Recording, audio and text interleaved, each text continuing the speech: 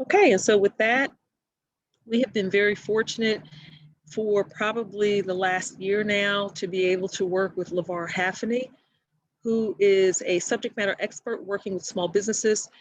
He has done extensive work in New York. He's a writer. He's an author. He is chairman of the board for Spectrum Health Services. And for probably a year now, we've had this opportunity to work with him as he presents information that is critical to small businesses, both in times of growth and particularly now during this time of the pandemic. So he's going to present some outstanding information. Remember, tonight is just part one of our three-part series. So sit back, take notes, any questions, make sure you just put them in the chat. And then after tonight, make sure you sign up and are registered for tomorrow, part two, same time, and then Thursday, which will end with part three of this three-part series. So thank you so much. It is 5:36. We're scheduled to go until 7 o'clock this evening. And so LeVar, thank you so much. Take it away. Thank you, Marla. I really appreciate the introduction. And thank you everyone for taking the time out of your busy schedule to join us. Again, my name is LeVar Haffney and I will be your presenter this evening. Just gonna go ahead and bring this presentation up. And Marla, can you confirm that the presentation is on your screen, is visible? Yes, sir. All right, let's take it away. So again, good evening, everyone. Thank you for joining us. We are going to dive into cash flow management, one of our favorite topics as business owners, because we are in business to turn a profit.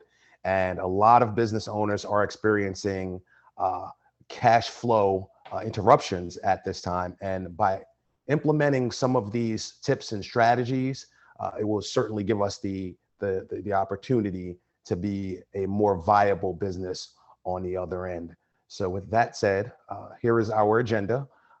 What is cash flow management? We're going to cover what exactly is cash flow management. We hear these terms thrown around by accountants and other financial professionals, but what exactly does that mean? Why is it important to us? Why do we need to pay the most attention to cash flow management as opposed to top line revenue or bottom line revenue? What is profit versus cash flow? Cash flow forecasting, what is it and how can we implement it? And what is it going to do for our business? Benchmarking, cash conservation. We'll provide you with some strategies and tips, and there will also be some Q&A. So what is cash flow management?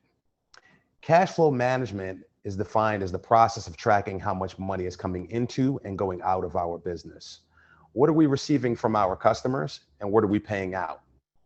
Cash flow is the term that is used to describe any changes in how money, in how much money your business has from one point in time to another. And cash flow management is keeping track of this flow and analyzing any changes. Is my cash flow increasing over a certain period of time? Is it decreasing? And why? And what can we do to maximize the cash coming into our business? Now, why is cash flow management important? If you've been running a business, you know that cash is king. Many of us have had challenges with cash flow management in the past because we always hear about the importance of generating as much business as possible. But even though your revenue is growing, at the end of the day, you may be in the red when it comes to your cash flow. So we're going to show you the difference between profit and cash flow. Now, many businesses struggle with either profit or cash flow, as we all know. The rapid growth can cause a crisis of cash flow and/or profit. A company can have positive cash flow while having no profit, and the company can have negative cash flow while having a profit. Now, profit is defined as revenue generated that exceeds expenses, costs, and taxes. You have several different kinds of profit. There's your gross profit, which is your revenue minus the cost of goods sold. There's your operating profit, which is your net profit that a business generates from revenues, excluding any interest. And then there's your net profit. So the net profit is the net income after all expenses have been subtracted from revenue. Now, the cash flow is the actual money going in and leaving your business. There are three different types of cash flow. There's the operating cash flow, which is the net cash generated from normal business activities, your buying and selling of goods or services. There's the investing cash flow, which is the net cash that's generated from a company's investments. And there's also the financing cash flow, which is the net cash generated to finance the company's debt, to finance the company, whether it's debt or it's equity.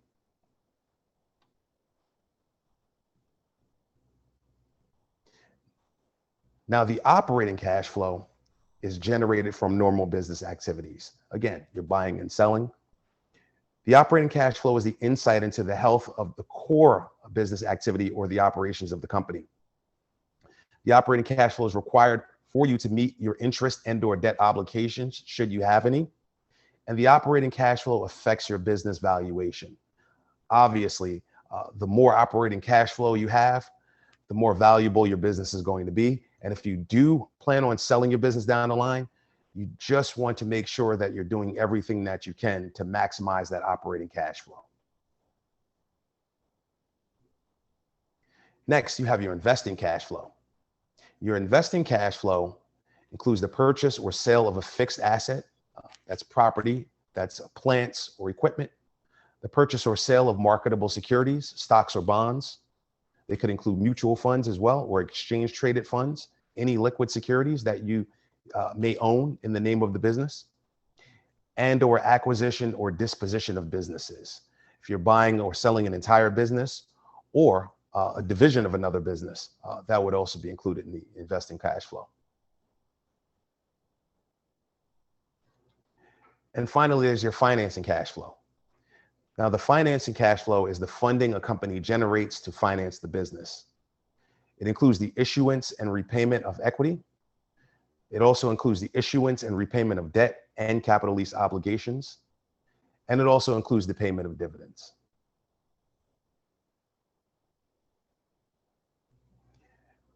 So now that we know a little bit more about the different forms of cash flow, one thing that business advisors like to introduce to business owners is cash flow forecasting.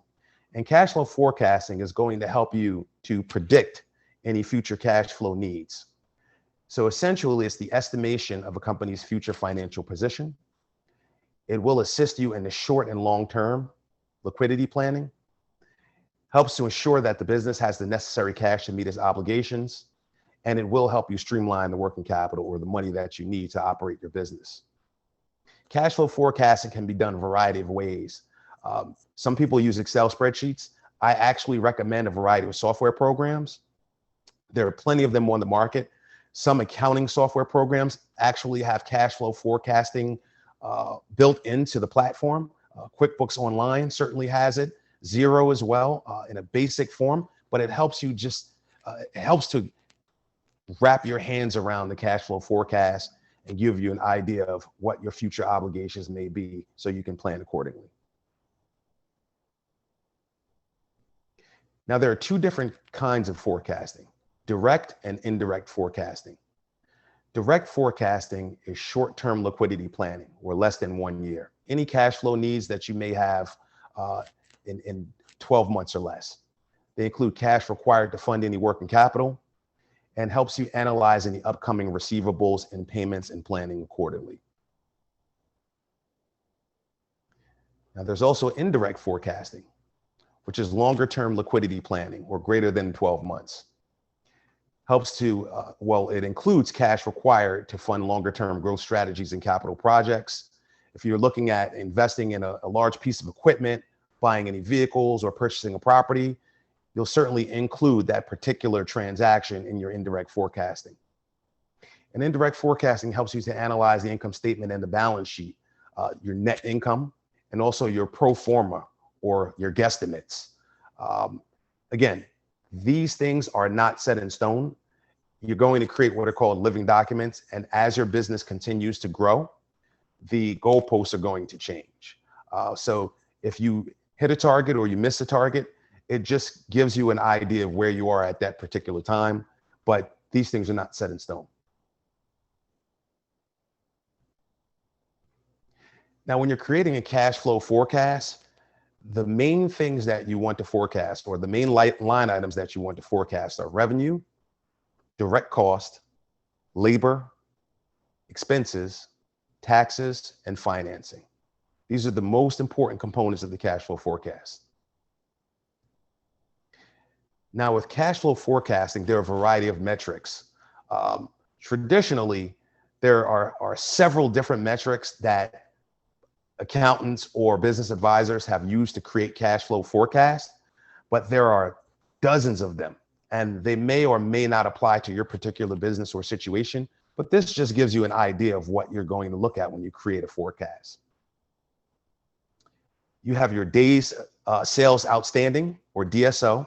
Now, on average, the days it takes to collect receivables, the shorter, the better. Of course, we want to make sure we're getting paid in the least amount of time as possible. You have your days of inventory outstanding, or DIO. On average, the days that it takes for your inventory to turn over, if you have inventory. Now, the shorter, the better. And then you also have your days payable outstanding. On average, the days you wait to pay your vendors and suppliers, now the longer, the better. So we want to make sure we're getting paid as soon as possible, and we are delaying our payments or accounts payable for as long as possible. That's essentially the gist of cash flow management, making sure that you create that cushion so that you are continuously cash flow positive.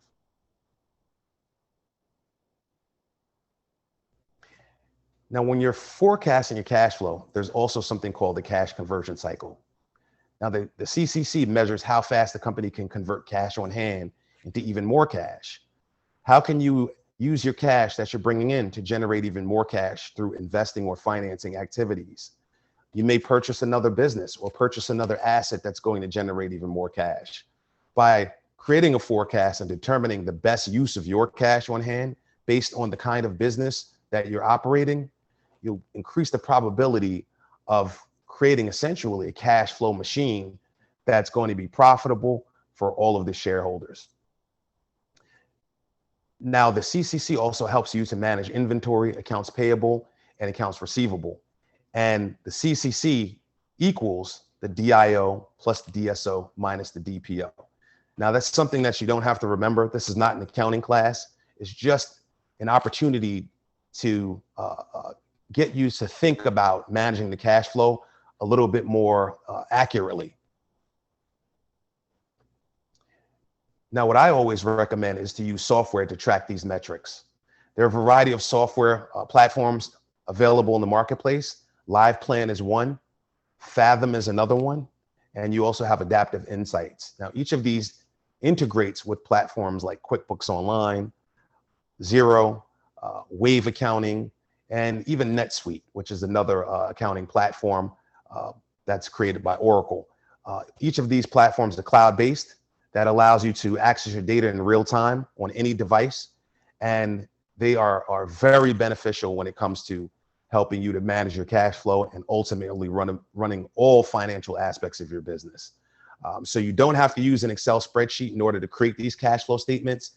You could either use your accounting software, which has a cash flow forecasting feature built in, or you can certainly incorporate one of the software programs that will allow you to build these forecasts. Now, next, I want to dive into benchmarking. Benchmarking is similar to forecasting, but with benchmarking, there are different metrics involved. The most important metrics include the profit metrics, or how do your margins compare to the rest of the industry? How profitable are you? That's something you really need to know at any point in time.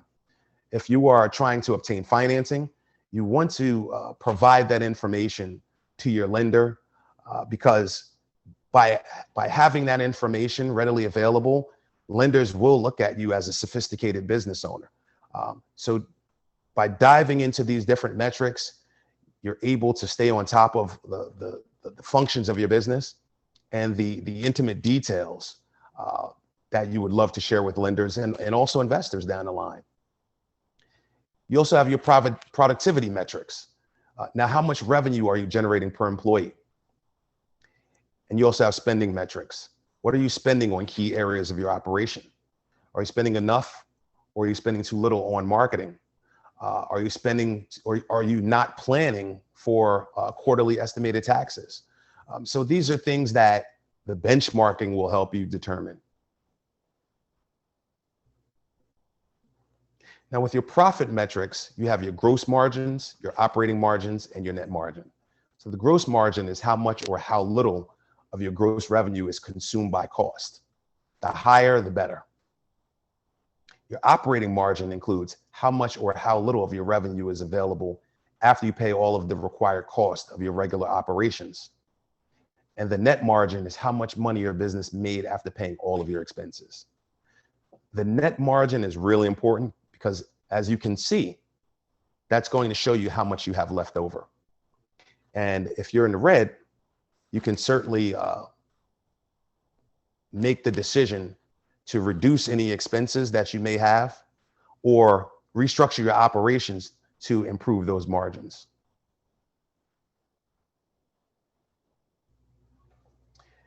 And next, we have productivity metrics. So in this case, two of the most important productivity metrics are monthly revenue per employee, or how much revenue your business makes per employee. And you can benchmark the efficiency of your business model based on the monthly revenue per employee. And also the monthly net profit per employee. Estimate how much profit your company is making per employee. This will help you gain insight into employee productivity. And the difference between the revenue and the net are the expenses associated with it. We have a variety of expenses that are associated with bringing on employees, whether it's workman's comp, if you're providing any healthcare benefits or any other incidental benefits to attract and retain employees. That will certainly give you those particular numbers.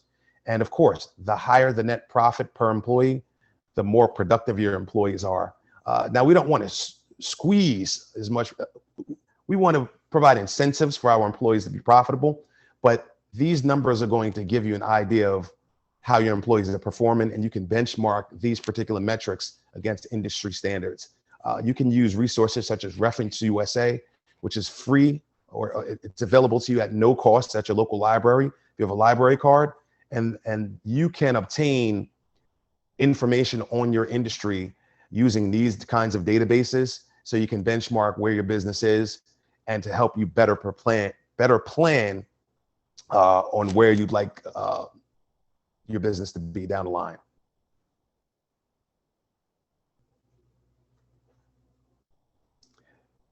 Now, next we have spending metrics. So 3 of the most important spending metrics are revenue spent on rent, or how much of your company's revenue is spent on a workspace. You can consider alternatives now to reduce costs and free up cash to grow the business. A lot of us have been working from home ever since the pandemic began in March, or we're working on a hybrid model. Some of us are using co-working spaces, or we are spending maybe 2 or 3 days in the office and the remaining days of the week at home. Really depends on your particular situation. But now is a really good time for you to reduce your cost if you are using an office space. And if you do choose to continue to use an office space, there are landlords that are going to be a little bit more accommodating because their tenants may not have been able to continue to pay their rent on a consistent basis or satisfy their lease obligations on a consistent basis. May give you an opportunity to renegotiate your lease and put a little bit more money back into your pocket so that you can invest in other parts of your business. Next, you have revenue spent on marketing, or how much of your company's revenue is spent on advertising, promotion, and other marketing activities. We want to continue to let our customers know that we are a viable concern. We're still operating. We're still here to serve them. And by marketing and continuously putting our business in front of them, that's going to give them the confidence to continue to buy from us. Whether you're using something as simple as Yelp or Google My Business, or one of those low or no cost platforms to keep yourself out there in front of not only your current customers, but also prospects. It's a fantastic investment and use of your time.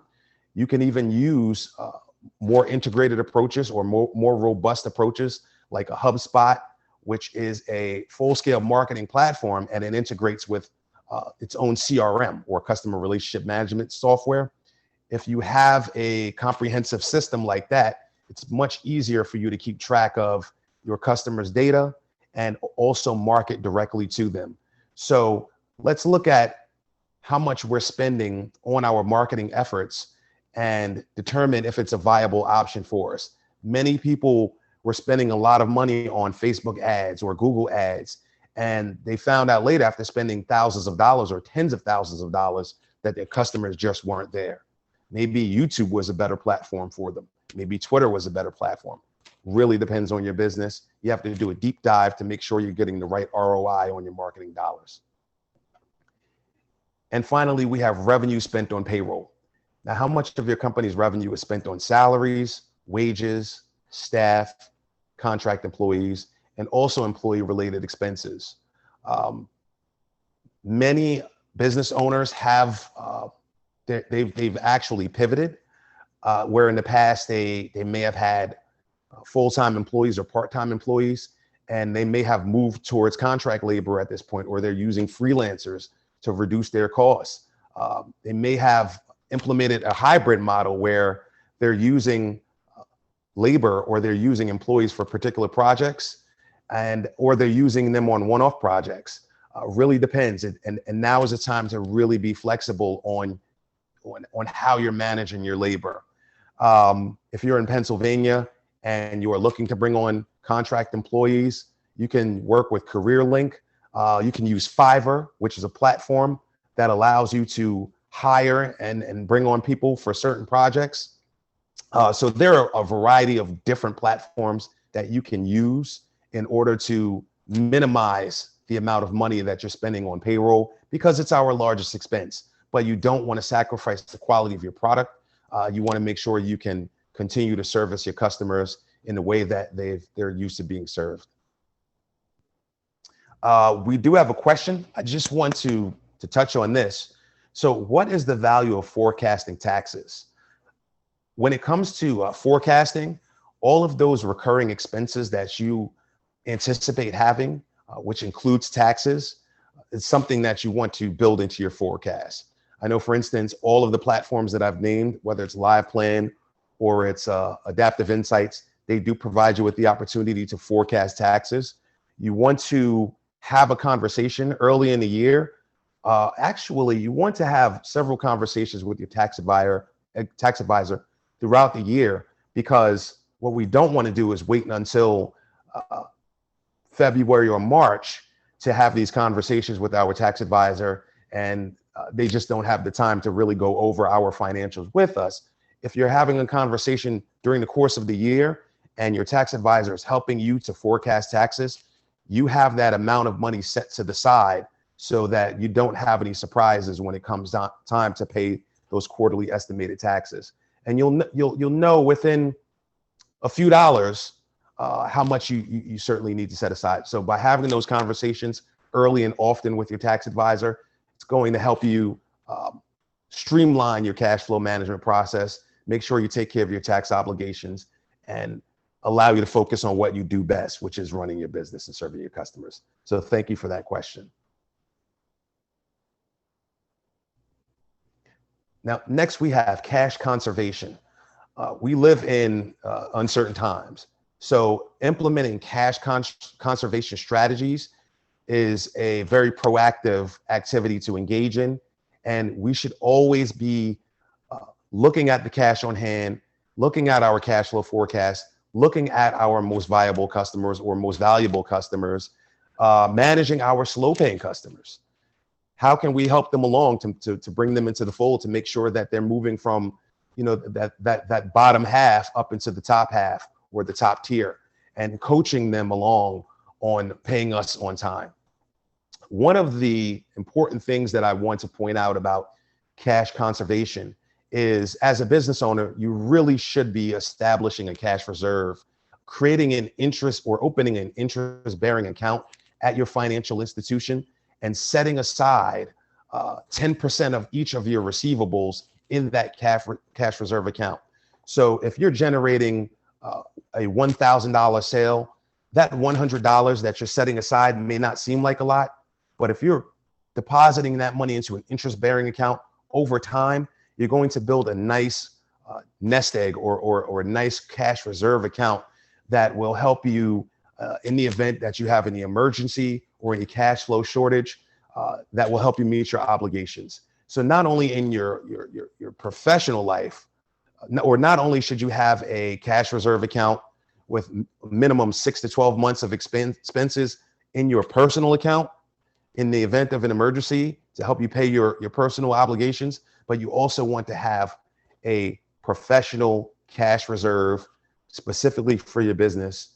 In the event that you run into any cash flow shortages, you're able to ride that particular situation out. So let's keep that in mind. Let's figure out a way to implement that in our business. And when you do that, it becomes an asset so that it makes your business a lot more valuable over the course of time. You also want to delay payments to suppliers and vendors. And then that doesn't mean not paying your bills or not paying or taking 120 days to pay your bills. You don't want to be a consistent late payer. But what you want to do is you want to have a conversation with your suppliers and your vendors. They may be receptive to you extending your payables.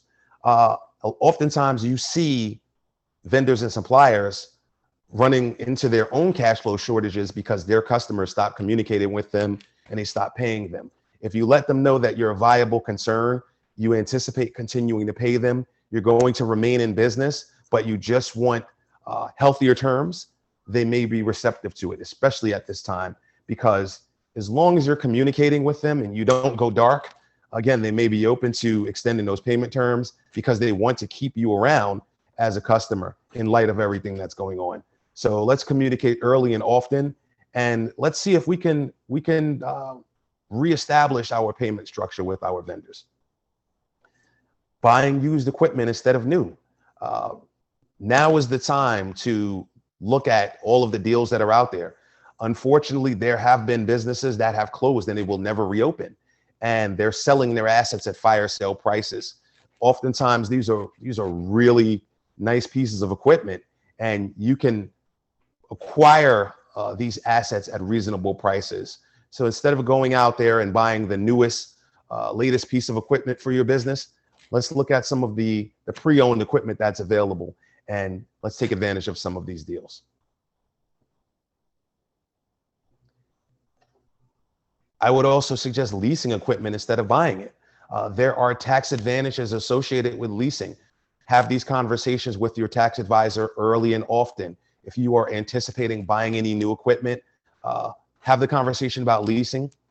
Find out if it's viable for you and how you can structure your tax situation in a way that allows you to put more money back into your pocket through leasing as opposed to buying. You can also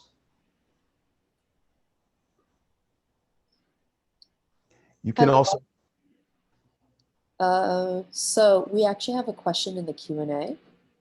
Oh, fantastic. From Lawrence. And Lawrence is asking, lenders don't like to see businesses writing the trades. Where can businesses get industry information on the appropriate payables DOH? I'm sorry, can you repeat that? Where can businesses get industry information on the appropriate payables DOH? DOH, I'm not sure what DOH is.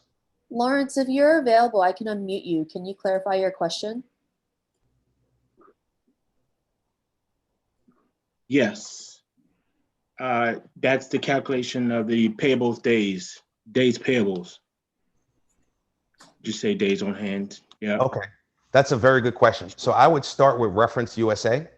If you have a library card, it's free to you. So there is payable data. You're not going to get, I don't want to say accurate information, but you're going to get a range per the industry, and you can kind of see where your business stands with the industry as a whole. But it's not going to be individualized information. It's just going to be a range that gives you an idea of where you are and where your competitors are. So if, for instance, I'm thinking of industry margins.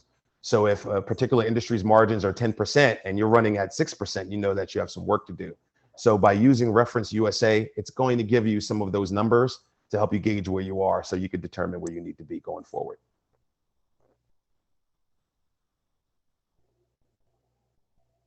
Thank you. Thank you for the question.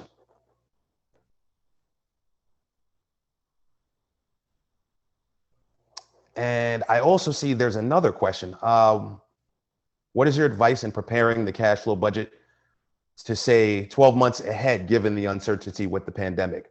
Very, very good question. There's so much uncertainty out here. There's always been uncertainty as a business owner, and now there's just more. What I would say is by creating your cash flow forecast, it gives you a roadmap. It gives you a guideline to operate from. And as things change on a quarterly basis or a monthly basis, a quarterly basis, a semi-annual basis, and an annual basis, you can keep track of where you are. You can keep track of your cash flow. You can keep track of your customers and how they're doing. And you can also keep track of your marketing and the prospects that you are reaching out to bring on as customers. But operating from that forecast is going to keep you on track despite what's happening in the economy. We have no idea where we're going to be at in 6 weeks, let alone 6 months. But again, just creating that forecast gives you that roadmap and provides you with the opportunity to plan for any unforeseen situations in the future. And that's why it's important to build out that cash reserve of 10% of your receivables, because over time, you'll have money in that cash reserve that can kind of smooth over any inconsistencies in some of the cash flow you're bringing in.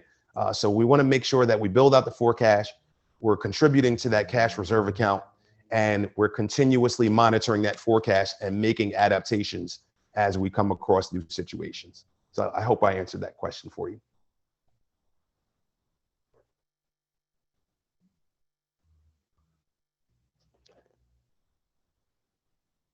You're welcome. And I would also suggest signing payment contracts with your vendors to lock in prices.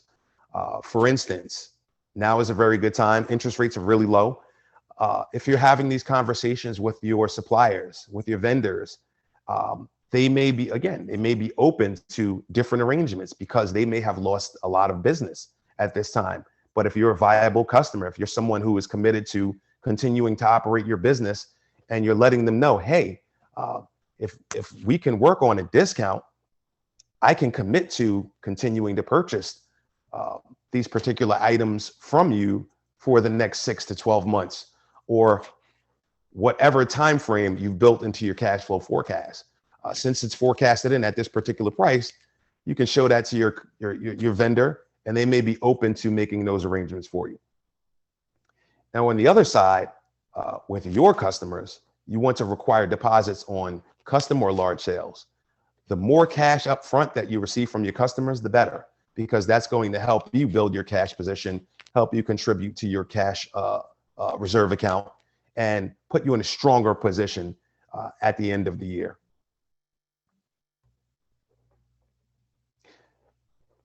You may also want to look into giving discounts for prompt payments. Customers that have conversations with you and when they let you know that they're going to continue to buy from you and they're going to pay on time every time, you may provide an incentive for them to pay you on time, preferably in cash. But if they are committed to buying from you, giving them a discount may not hurt as long as you've built it into your pricing.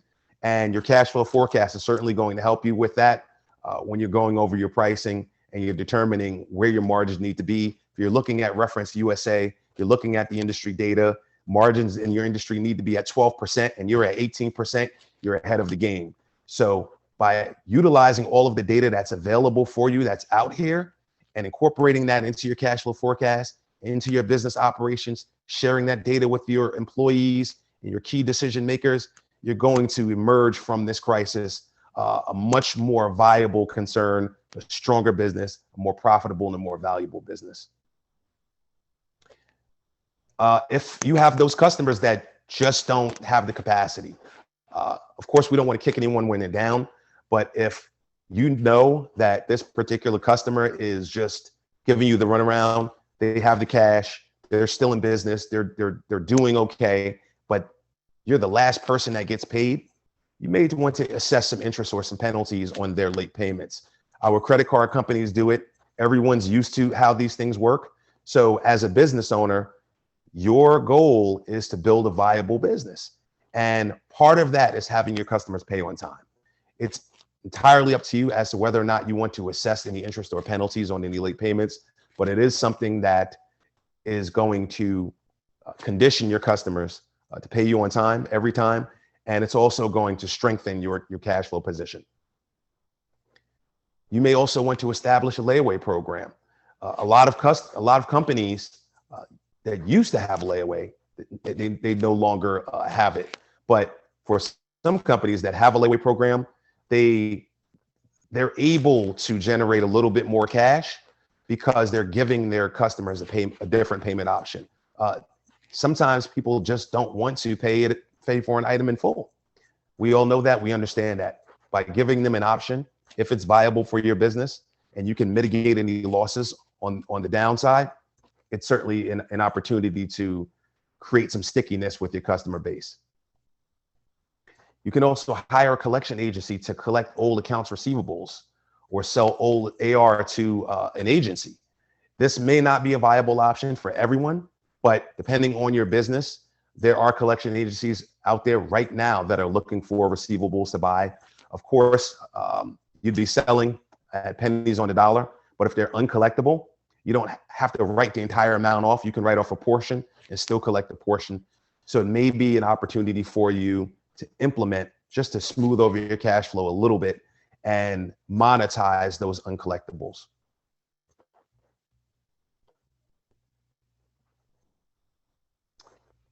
You may want to establish an inventory credit line with suppliers and vendors.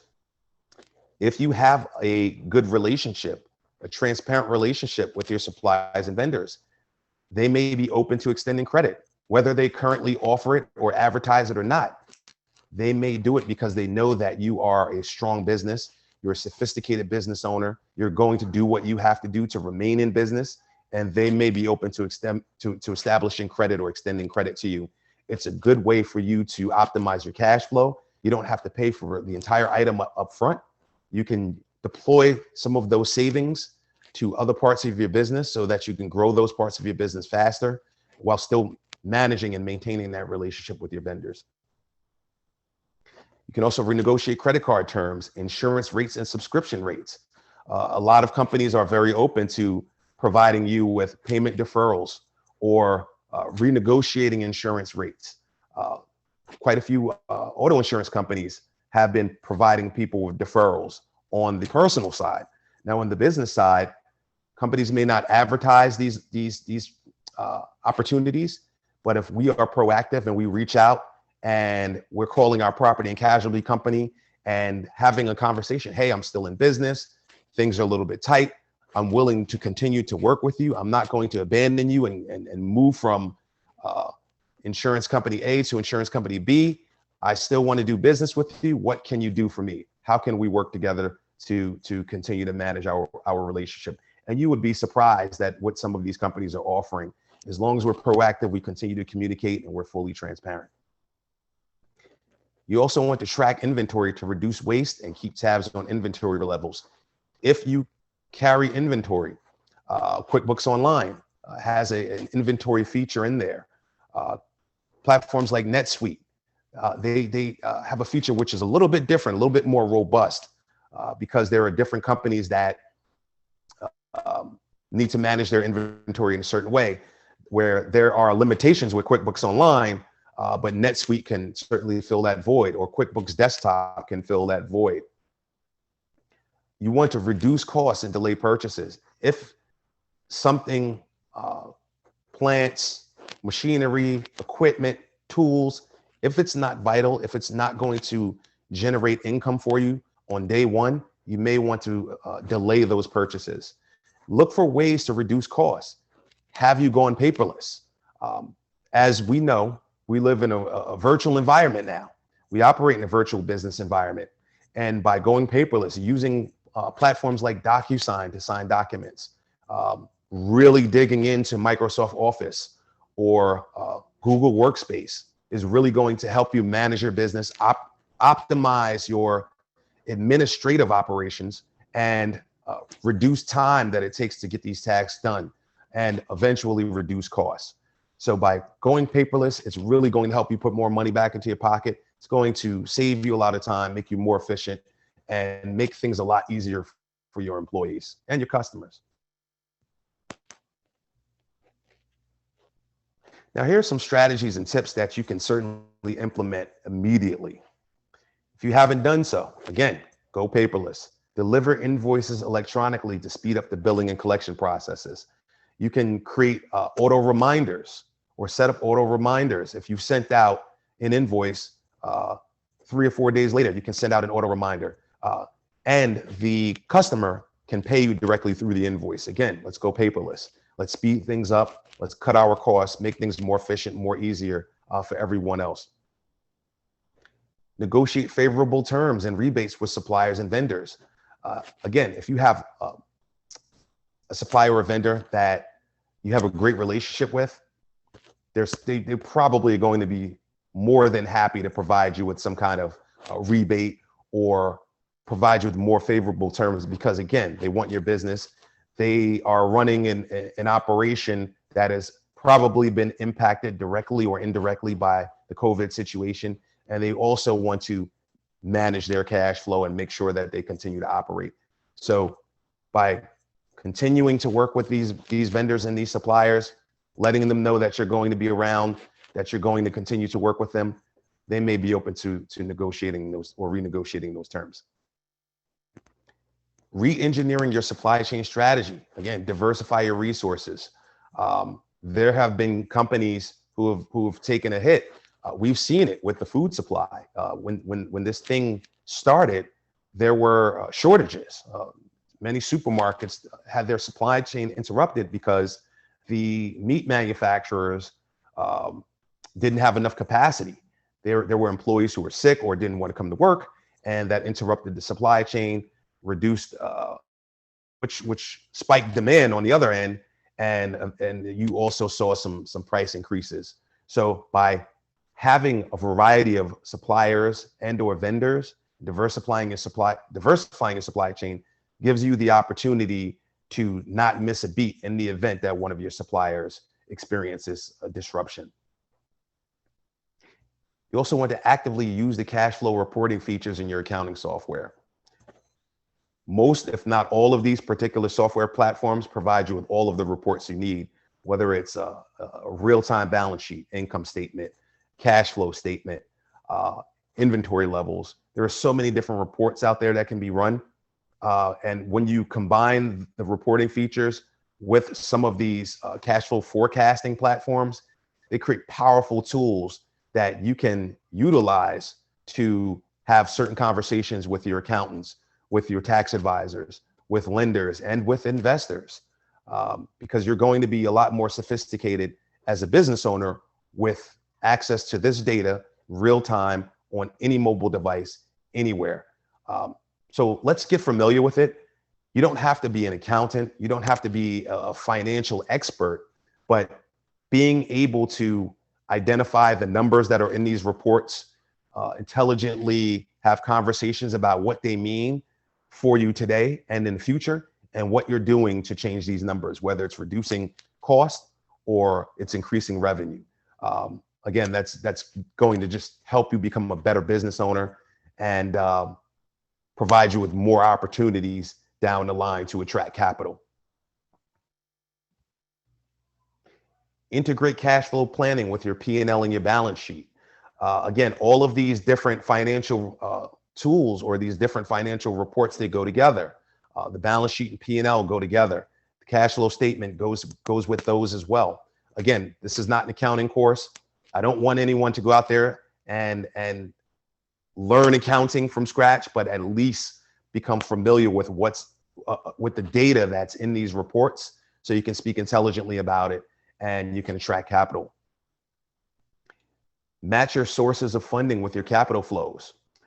If you're bringing in money through financing or raising money through financing, for instance, you go to PIDC and you obtain a working capital loan, make sure that you're using those funds to invest in your business and generate more cash flow.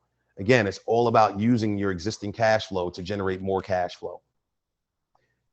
And perform monthly bank reconciliations. Now, this is not something I want any of you going out there doing, but work with a bookkeeper. If you don't have one already, work with one. It's really going to free up your time. It's going to help you focus on what you do best, which is running your business, bringing in more customers, more profitable customers, and outsourcing that administrative burden, which is that bookkeeping, to someone who does it better than you can do it, because that's what they do. And you focus on what you do, which is building your business. And always ask for payment up front. If you're running depending on your business, asking for payment up front is the best way for you to optimize your cash flow. That way you have cash right away.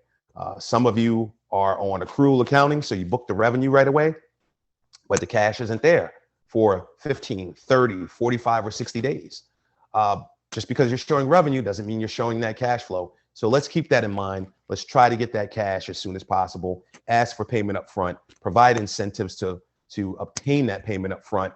If you have to build in a margin, 10%, 15% in your pricing, and then offer a reduced price for prompt payment, but your margins will still be where you need them to be, that's something that you can certainly incorporate.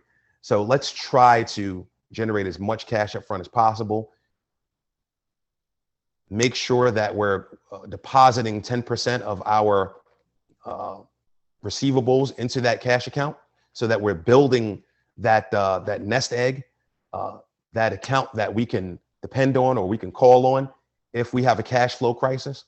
And in that way, we can be self-financed. We don't actually have to go out and obtain financing, because the best time to get financing is when you don't need it.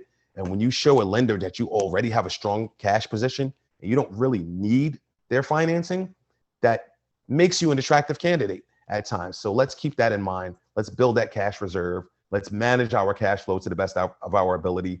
Let's work with the professionals to reconcile our books and to help us with our cash flow and our tax forecasting. And that'll help us increase the probability of us being successful. If you have several different bank accounts, let's consolidate those bank accounts.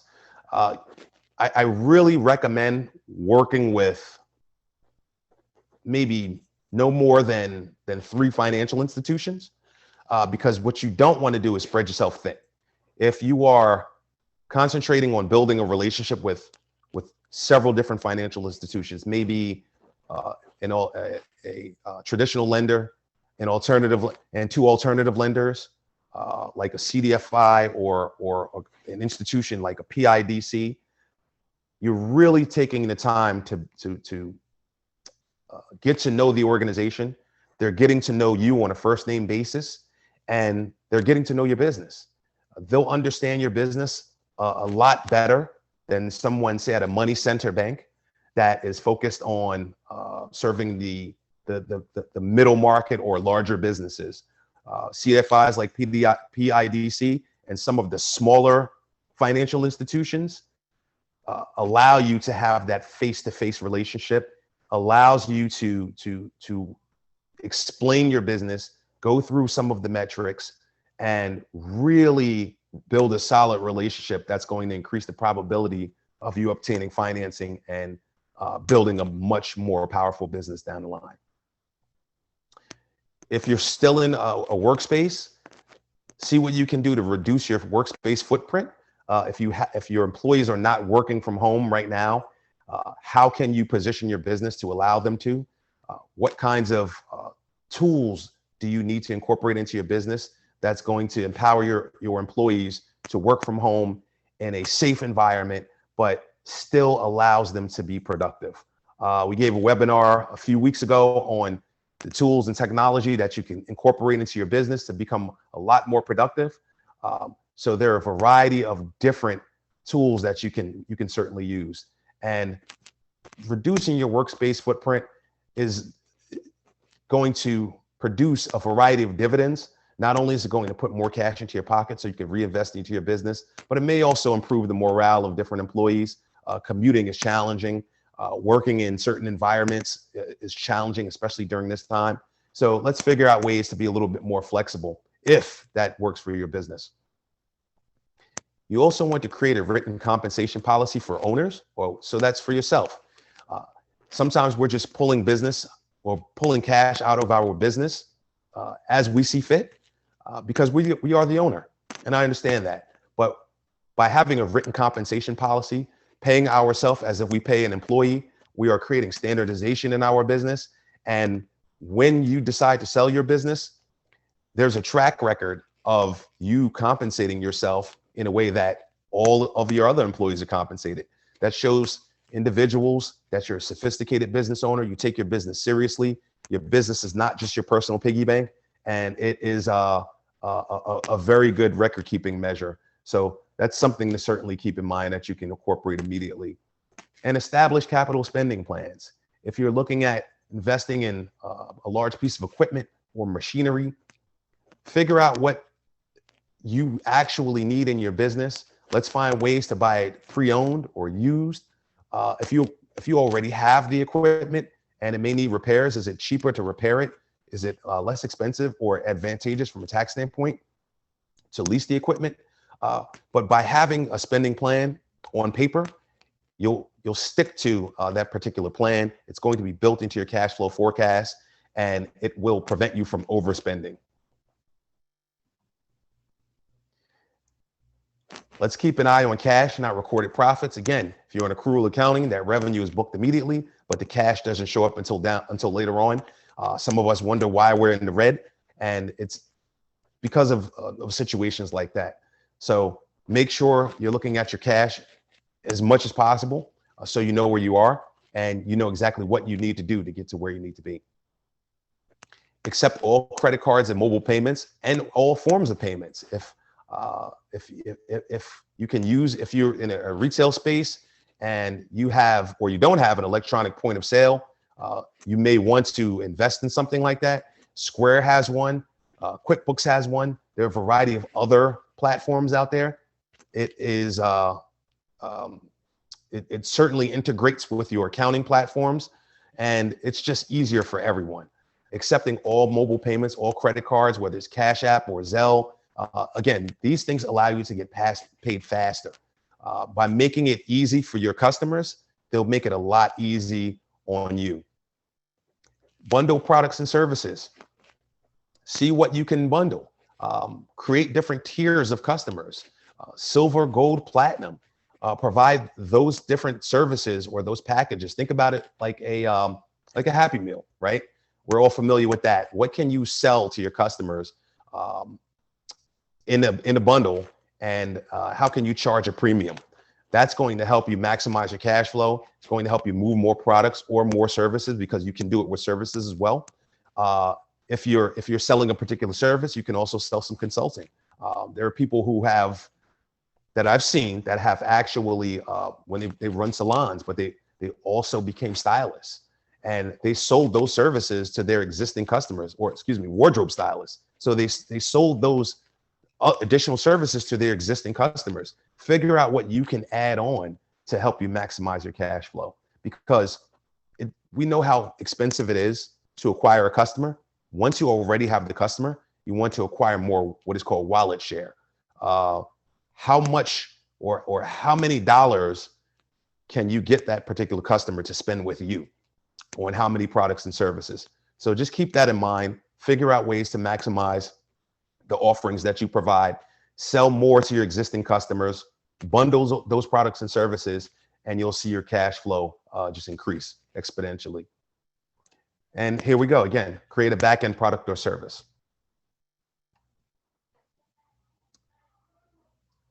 Any questions?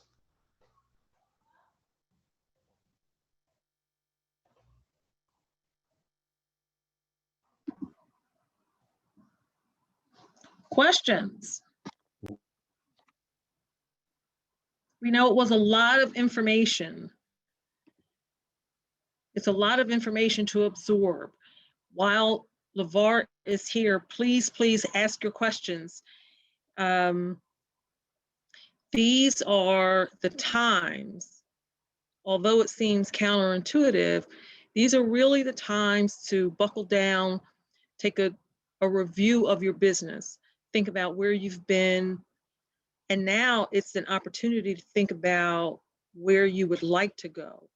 Nothing is certain, but it's an opportunity to try new things. And for a lot of business owners, their success has given them a level of comfort. So they were in a comfort zone. Now this requires you to be a little more innovative. And what we have learned often is in times of crises, businesses have made a pivot and ended up with a business that is more successful that was unknown to them if they had not taken that chance. And so we want you to take this information, use it in your daily business, think about how you might be able to pivot in some areas, add some value in other areas. These are great suggestions for you to just start thinking about what you can do a little differently out of necessity. And I think I'm bad with cliches, but I think the quote is, invention, what is it? Is the mother of necessity. Necessity is the mother of invention. So if you have any questions, put them in the chat. The Q&A box, I see we have some things that have come up. Thank you very much for Christopher. Christopher and Lawrence, if I can ask if there is anything that you would like to add to today's webinar, please just unmute your mics and Quinn will unmute you. Christopher manages our portfolio management division here at PIDC. So he gets the chance to see some of the patterns, some of the struggles, some of the challenges that businesses are going through. Christopher, is there anything that you would like to add? Christopher, if there is anything you'd like to add, raise your hand and I can unmute you, as well as Lawrence. Lawrence also manages our real estate finance project division. And so where you are considering renovations to your existing facility, or during this time, you see an opportunity to purchase a piece of real estate, interest rates may be low. This is the opportunity to consider those things, have a conversation with the professionals at PIDC, and we can give you an idea of what your project could look like, the types of financing that PIDC could provide. So Lawrence, do you have anything that you want to add to this? I thought it was a very well presented webinar. And I'd like to maybe give one hidden secret. We all know that cash is king. And the good thing about what we heard today is that we can tell what your cash flow looks like just by looking at your balance sheet and your income statement. So those spreadsheets that was mentioned that would generate the cash flow, we do that all the time. We can do it from your tax returns and do a reverse engineering. So it's very important to apply these techniques and methods now because they'll be reflected in your financial statements from year to year. And the important thing here is that you just want to be able to demonstrate that when you ask for a loan, you can you're showing it in your financials that you can repay it. And most of the time, the questions are generated when your financials are not up to par.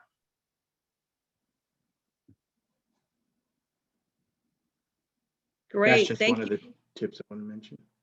No, that's really important information. What we found, we just finished our 3-part financial statement series in September, And one of the things that we find is businesses attempt lending without having all the information and are often denied for financing without really understanding why and what lenders are looking for. LeVar, we do have some questions that have come up that we would either like you to answer, or for the person raising the question, we can unmute you and you can ask the question yourself. So let's try. We had a raised hand from Jeanette, but also before I move on to Jeanette, Chris was there. We had unmuted Chris as well. Thank you, Quinn. Thank you, Marla. I thought it was an excellent presentation. One of the things I always point out to borrowers and even people who are starting a business is one of the ways, and LeVar mentioned it, one of the ways to generate cash is to slow down your payables and speed up your receivables. And when you prepare a cash flow projection, that is one of the things a cash flow projection can enable you to see.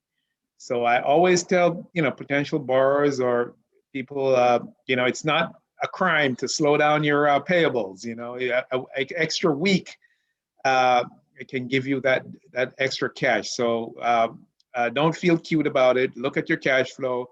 Always find ways to speed up your receivables and slow down your payables. Christopher, thank you for that. That's something that I learned from you years ago. For those of you who don't know, Christopher Chaplin has led many, many workshops for PIDC through the years. And we were very, very fortunate this year to have Chris actually join our staff here at PIDC. So for those of you who may have attended workshops in previous years, Christopher was our subject matter expert. He is now fully on board with PIDC. We hired him in the middle of the pandemic. So Christopher, thank you so much for that.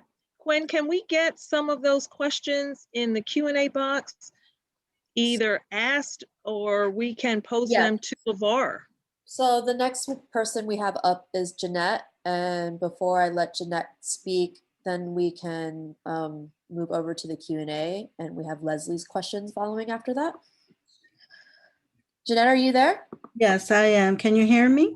Sure can. Hi there, it's me again. First I want to say thank you for the workshops, because every time I kind of jump on it, it just sparks something else for me, which is taking me closer to where I want to be. But you mentioned about having multiple relationships with different banks. And, what is the advantage of that? Because I tried to do that in the past, where I had like my payroll, account somewhere else, and my operating account in one place, and my personal accounts in one bank. And I felt like I was like running from bank to bank to bank, worrying about, oh, do I have enough, in this bank that's going to cover that? Or, and depending on, when checks come in, where to deposit them to. So I felt like it was just too much to handle. But I was wondering if there is a particular reason why, and also understanding that when working with a lender or when working with a bank, right, it's about a relationship. And I wanted to find a bank that knew me as a small business and knew me personally, to kind of, and I just remember as a little girl, my parents, having their own business and them having a banking relationship. So if things were tight, or, if they needed approval for, and that was back in the day when checks were, held for 7 days or whatever, but they had that relationship that they can go to, the branch manager and have those funds released, immediately, versus being, like you said, scattered everywhere and really not having a handle. So I was trying to understand what is the take of having multiple banks. Well, I always suggest having relationships with several banks and not get overwhelmed. So I would say 3 institutions would be fine. You also want to work with a small bank, someone who is local, someone who is receptive to small businesses, because a lot of the larger middle market or money center banks that we all know of, they just don't have the capacity to serve small business owners. They exist to move money throughout the system, and for a lot of them, it costs them the same amount of time, money, and resources to underwrite a $5 million loan as it would take them to underwrite a $50,000 loan. So in their eyes, it's more profitable to have a relationship with larger businesses. I recommend working with a bank that's receptive to small business owners and the community development financial institutions like PIDC. When you're building a relationship with a PIDC and a small bank, they get to know who you are. They know your business. And as you grow, they provide you with more opportunities to obtain larger amounts of financing. So based on my experience, working with some of the smaller institutions will be more beneficial. Of course, you want to interview them, because depending on the institution, one may have a better technology platform than another. So it's very important that you interview these banks the way they interview us when we're looking to obtain any financing. But you want to do it for diversification. You don't want to keep all your eggs in one basket. You want to build solid relationships, and you want to build them with people who are going to help to support your business and help you grow. LeVar, one of the things I would add, and I have recently recommended this to a few clients, the benefit of having, LeVar saying 3 bank accounts. I highly recommend that, only because, just as he said, you don't want to put all of your eggs in one basket. If for some unforeseen reason there is a hiccup between you and the bank has the ability to freeze all of your accounts if they're in one location. And so you want to protect. I've been recommending to clients that as they are building their cash or establishing a cash reserve account, that they do that in a separate location, and let that be the bank that you don't have ready access to, because you don't want to touch that money. You want that cash account to be something where you are depositing, as LeVar said, 10% of every receivable that comes in. So if you're getting $100, you're depositing $10. But if you're getting $100,000, same principle, $10,000, put that in that reserve account, let it build untouched. So when you get to the point where a lender may not provide you with what you need, you can pay cash, but it is also not accessible to another lender. So I've been suggesting have a separate cash account in a separate institution, interest bearing. How about the next question? Yes. So we actually have a raised hand from Leslie, and then we're going to move on to Juliet's question next. Yes, just to follow up on what you had just mentioned, when you have money set aside like that and you're putting in 10% of everything earned, doesn't that affect how much you pay in taxes? And I've always been told you want to try to, have as little cash as possible by the end of the year. How do you do that with taxes in terms of having a safety cushion, but also not having to pay so much on taxes? That's one question. The second is, how much is too much to ask for a loan? Like if I got a loan from PIDC in June to just keep my business afloat, I own a frozen yogurt store in Chestnut Hill. I'm just barely making it. I'm going into the winter months and I've just, don't have very much in the bank. I'm just wondering, do I get another loan? And that way, I'm going to be like, 40,000 in debt by the time I get to spring. What do you suggest? Thanks. Thank you. Very, very good questions. First question, really important. And it's very common. for a lot of business owners, small business owners, to not show a lot of cash at the end of the year because they don't want to pay taxes on it. And I always say that that's bad advice, because what we see happen is that as a business owner, there are tax advantages that are available to you.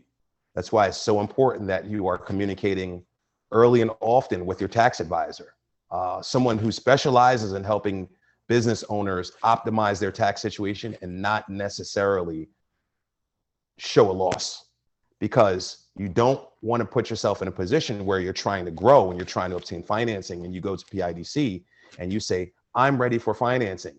PIDC is going to say, you're not showing any income. You can't service the debt. So I don't advise doing that, but I really suggest that you have a conversation with your tax advisor, build out that cash flow forecast, and build out that tax forecast as well, because a tax planner is going to show you how to pay the least amount of taxes legally, morally, and ethically, while you're still able to reinvest in your business and show positive cash flow. So when the time comes for you to obtain financing, that track record of continuous cash flow growth is going to be there, and you'll be an attractive candidate for financing. The second question, when it comes to financing, you really don't want to borrow money that you can't afford to pay back. If you don't have the customers that are buying your goods and or services, it may not make sense for you to borrow, because you may find yourself in a situation where you're using personal funds, you're using your retirement savings to keep your business afloat. For some people, they found that it's better for them to shut down their business. And I'm not suggesting you do that or anyone do that, but you really don't want to borrow money to invest in your business and the cash flow is not there to service the debt. So I really think you should have a conversation, again, with your tax advisor, have a conversation with your lender, if you already have one, and look at the customers that are continuing to buy from you and see if you can ramp up sales in some way, shape, or form. What else can you sell to them outside of yogurt? I'm not sure what that is, but I know that there may be a way that you can pivot in order for you to generate more income so that you can avoid having to borrow money that you may not be able to pay back. And I would say to Lawrence and Christopher, PIDC is a lender. And so how would you advise a company when a company comes to us looking to borrow money? What are some of the indicators that you're looking for?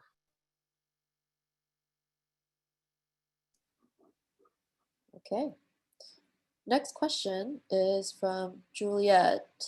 I see Chris's hand just raised. I wonder if you wanted to add on to that before I read Juliet's question.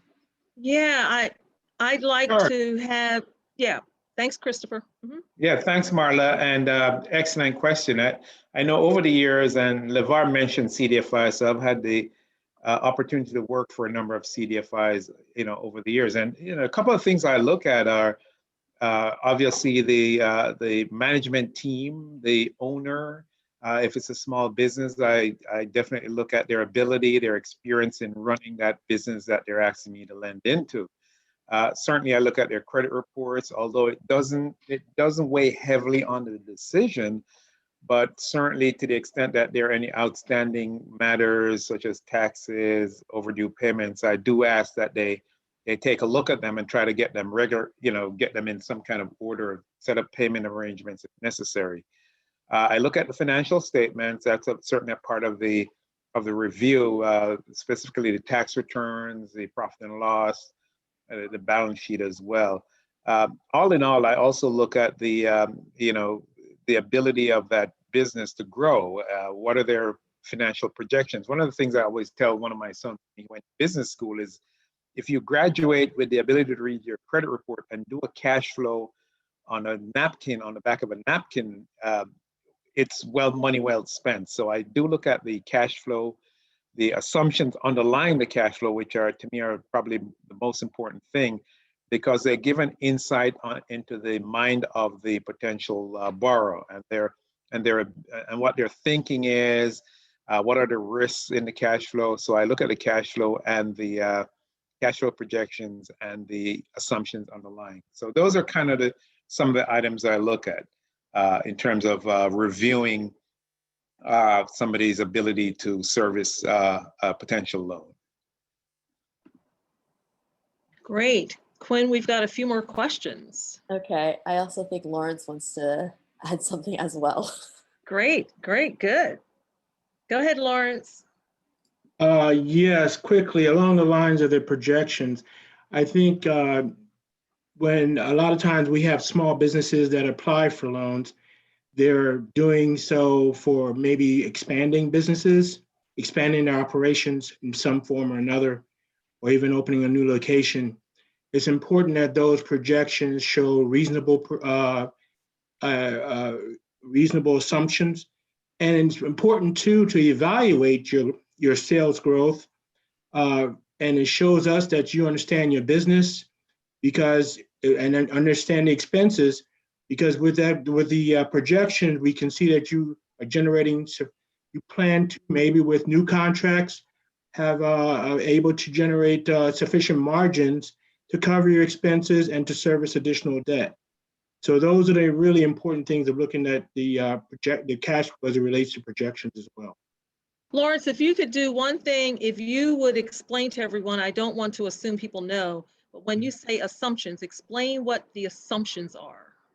The assumptions primarily, what we consider reasonable assumptions, is not really based on what you think.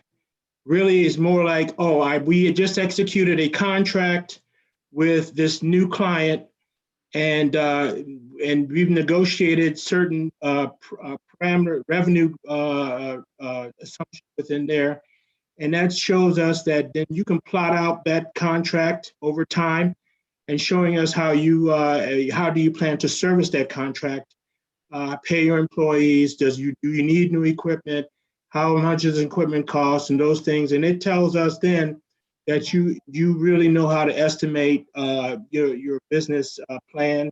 You know how to execute your business plan, and your plans for expanding your operations are reasonable. Great. Quinn, Okay. let's get to our questions. We've got 8 more minutes. We got Juliet's, and then we're going to read Erica's next. Great. Juliet's question is, do you have advice for how to anticipate or better control cash flow in a service-based business when the pandemic has drastically affected ability to perform the work? Very good question. It really comes down to having a conversation with your customers. We all know that this pandemic has been challenging for a lot of us. What I would suggest is reaching out to your customers, asking them how they're doing, asking them how their business is operating, and what can you do to help them along. You may be in a position where you can actually offer better terms in order for them to continue to pay you. Or there may be ways that you can pivot and provide different services to this business owner to help them continue to operate. It's all about being creative, finding new ways to service new customers, and continuously putting yourself out there in front of prospects, because unfortunately, a lot of our previous customers just don't have the capacity to continue to work with us. So we have to, as business owners, make sure that we're putting our best foot forward. We're continuously engaging the marketplace, and we're generating new business and new forms of revenue so that we can continue to operate.